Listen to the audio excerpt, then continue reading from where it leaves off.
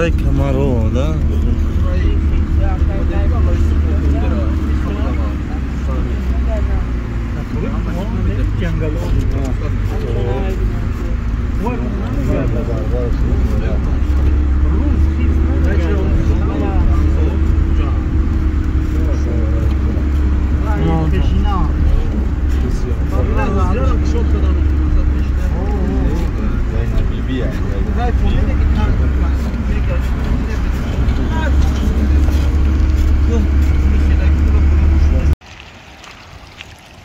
سلام علیکم و رحمت الله و برکاته.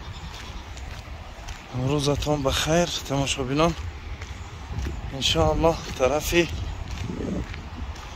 شرشره آب، طرفی یک منظره زیبا انشاءالله که حرکت داریم، میریم هم از آبش استفاده میبریم و بازی میکنیم انشاءالله. بسیار یک جای خوب ناز. خب کسی که اگر چیز کنه طرف غرم اگر بیایه کمرو فراموش نکنه. کمراب بسیار جای زیبا نازه.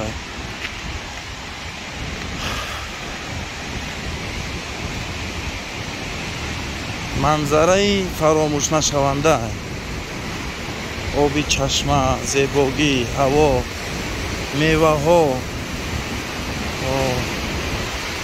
از همه طرف. و در اینجا ماهی های گل ماهی های بسیار هم با مزه زیبا داره انشاءالله. اگر سفر کرده حتما به همین طرف بیایید انشاءالله.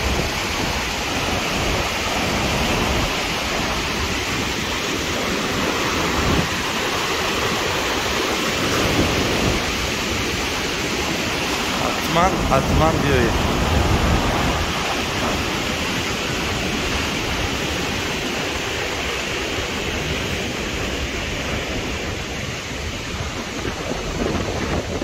آدم با سیرگشت کردن صحت سلامتیش خوب میشود. سیرگشت آدم چه از جهت روحی از جهت جسمانی سلامتی را خوب میکنه. برای همین حتما فراموش نکنید بیایید. این طرف ها بسیار جای زیبا داره حتما.